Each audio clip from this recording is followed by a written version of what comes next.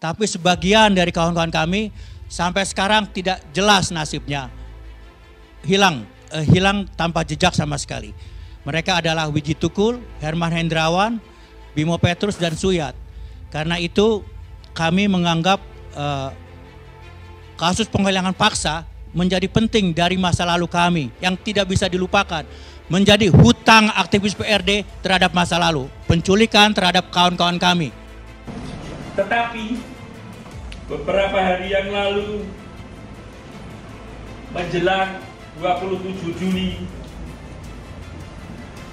Budiman bertemu dengan penculik Prabowo Subianto. Dia itu pelacur politik. Aktivis 98 benar-benar berang lihat tingkah memalukan Budiman, incar kekuasaan semata, Denny Siregar beri peringatan keras. Lelucon mati ketawa ala Budiman Sujatmiko. Nah, memang agak menyakitkan langkah yang dilakukan oleh Budiman. Karena pertemuan itu kan pertemuan dua sosok dengan sisi masa lalu yang berbeda. Halo, selamat datang di channel Redaksi Jurnal bersama JJ. Mantan aktivis Forum Kota, Forkot Aswar Furgudiama, mengkritisi langkah politikus PDIP Budiman Sujatmiko yang memberikan dukungan untuk baca pres dari Gerindra, Prabowo Subianto.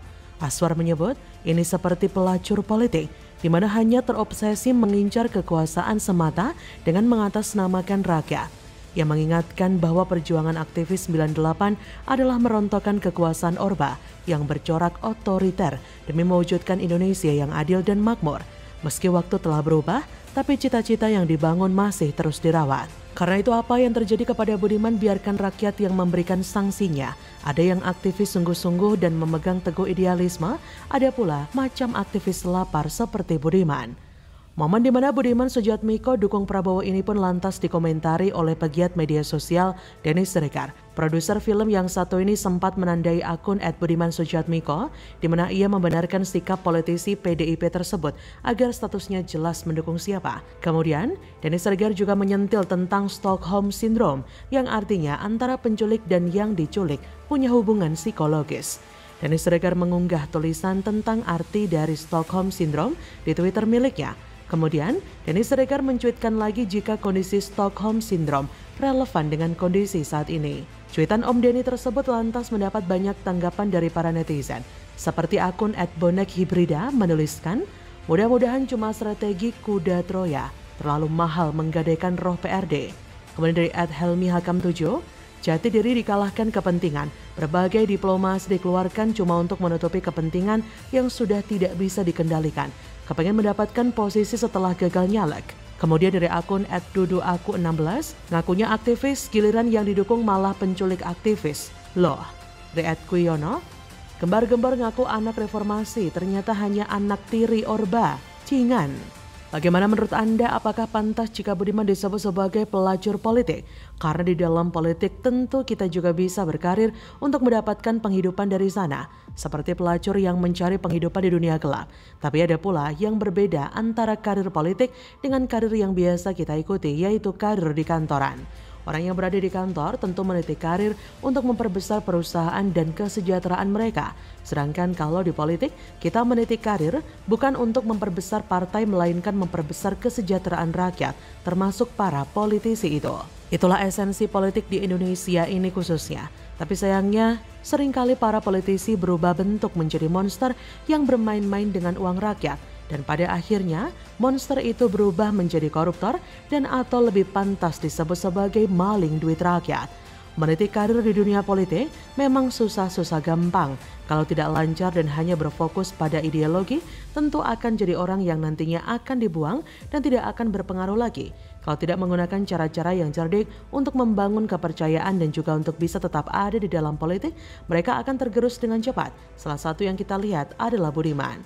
Sebelumnya, Dewan Pimpinan Pusat PDIP batal mengumumkan nasib keanggotaan Budiman pada Senin 21 Agustus. Semula Sekjen PDIP Hasto Kristianto sudah memberikan ultimatum kepada Budiman untuk mundur saja sebagai kader atau dipecat. Terkait ultimatum tersebut, Budiman mengaku siap dipecat, namun ia menegaskan tidak akan mundur dari PDIP. Namun Budiman menyatakan ingin diberi kesempatan untuk menjelaskan kepada PDIP alasannya mendukung Prabowo. Menurut mantan aktivis 98 itu, hingga kini belum ada pemanggilan resmi dari DPP PDIP. Budiman mengaku mendukung Prabowo karena ingin menerjemahkan visi misi Megawati terkait sosok pemimpin nasional. Meski begitu, langkahnya itu hanya kesalahan administrasi saja, bukan kesalahan ideologis. Politikus PDIP itu meyakini pemecatan adalah sanksi yang tidak pantas diterimanya lantaran ia merasa hanya melanggar administratif saja, bukan hal substantif. Ia tahu akan dipecat dalam waktu dekat, tapi dia masih mengatakan jika lebih baik dia tidak dipecat karena dia tetap sayang dengan PDIP. Masalahnya kalau sayang sama PDIP, ya nggak boleh jadi orang yang mengkhianati aturan partai dong. Lucunya dan kelihatan banget ada cara yang tidak terhormat yang digunakan Prabowo Subianto untuk melakukan politik pecah belah. Bagaimana menurut Anda?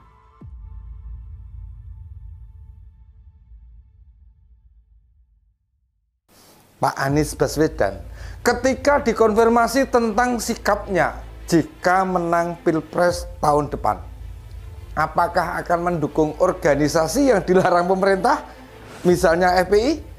Awas tipu muslihat kadrun, pura-pura ogah dukung Prabowo, lebih condong ke Anies. Yakin gak nyesel Drun? Biasanya ente pada dukung yang dana nasbungnya gede. Ketemu dengan MS Ka'ban, DPP, PBB dan seluruh PAC, anak cabangnya semuanya adalah keputusan DPP adalah ke Prabowo. Kalau mau menang di 2024, itu harus bisa meraih setidaknya 1/4 dari pendukung Jokowi. Otomatis kelompok ini yang seberangan dengan kelompok-kelompok kanan, otomatis ini harus disembunyikan dulu. Halo, selamat datang di channel Redaksi Jurnal bersama JJ. Sebuah baliho berukuran besar terpampang di kawasan Bogor, Jawa Barat. Di baliho itu tampak foto Imam Besar Front Persaudaraan Islam atau FPI, Habib Rizik Syihab. Kami warga Bogor 2024 satu komando IBHRS. Demikian isi tulisan di baliho raksasa itu. Pesan itu berdampingan dengan foto wajah Rizik Syihab. Menurut Sekretaris Umum FPI, Buya Hussein, hingga saat ini FPI belum menentukan pilihan soal dukungannya terhadap salah satu capres. Hussein mengatakan ada 5 kriteria yang harus dipenuhi oleh sosok capres jika ingin mendapatkan dukungan dari FPI. 5 kriteria itu adalah beriman, bertakwa, akhlaknya baik, serta sudah terbukti. Kemudian sudah teruji kepemimpinannya, jujur, amanah, tablik, dan cerdas. Tak hanya itu saja, capres yang bakal didukung FPI juga harus disokong oleh partai yang baik pula. Cawapresnya juga baik dan disepakati oleh kesepakatan dari Ijtima Ulama.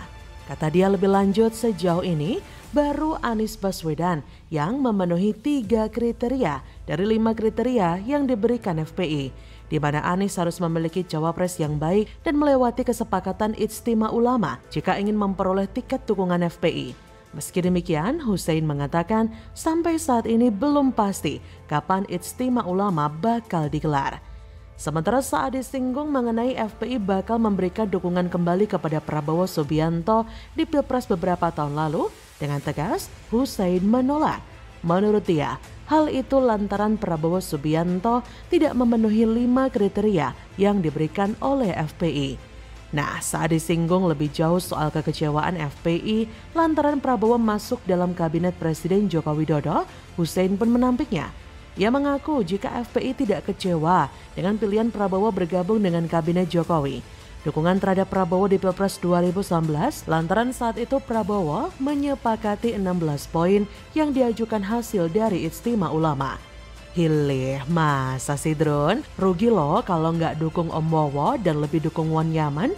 Meskipun kata kalian sesuai kriteria, tapi dana nasbungnya dikit banget. Atau jangan-jangan ini cuma trik alias tipu muslihat untuk pura-pura nggak mendukung biar Om Wowo kelihatan antitesis kalian gitu. Hahaha. Mohon maaf nih, jejak digital kalian di 2014 dan 2019 sudah jelas banget kok. Mereka dengan segala cara dan segala pernyataan keras terus mengagung-agungkan Prabowo dan mengecilkan Jokowi. Seolah jika Prabowo tidak jadi presiden akan terjadi kiamat. Padahal biasa saja. Apalagi akhirnya Prabowo pun jadi menteri yang cukup dekat dengan Presiden Jokowi. Mereka yang memperjuangkan Prabowo berlebihan seolah ketipu, kecele, dan hasilnya super kecewa. Saya menduga ketika Prabowo memutuskan menjadi Menteri Jokowi, mereka kecewanya tidak ketulungan. Kecewa berat, lebih berat dibanding rindu. Lebih berat dibanding patah hati diputusin pacar yang sedang sayang-sayangnya. Hahaha. Tapi kadrun-kadrun pecinta Naspung tetap tidak bisa move on. Mereka pasti tetap akan merapat kepada bohir yang bercuan gede karena hanya itu yang mereka inginkan dan bakal mereka bela. Penulis penasaran ya kira-kira PA212 karena FPI sudah dilarang akan memberikan dukungannya kepada siapa? Mendukung Ganjar kah? Rasanya sih nggak mungkin ya. PDIP dan PA212 sepertinya tidak di pihak yang sama. Mereka cenderung bertentangan. Penulis kira PA212 akan mendukung Prabowo dan tidak akan mendukung Anies. Kenapa nggak dukung Anies? Katanya sih Anies sedang mengalami penjegalan dan tidak akan mendapatkan tiket pilpres. Padahal jika memang mendukung Anies, beri dukungan dong untuk lepas dari yang mereka anggap penjegalan itu. Sepertinya PA212 dan gerombolan kadrun realistis melihat kekuatan politik Anies paling lemah di antara bakal capres lainnya. Jadi paling mungkin mendukung Prabowo walaupun pernah mengecewakan mereka. Dan kalau dilihat-lihat, sampai detik ini para kadrun itu juga belum menentukan siapa capres yang mereka dukung. Jadi bagaimana menurut Anda?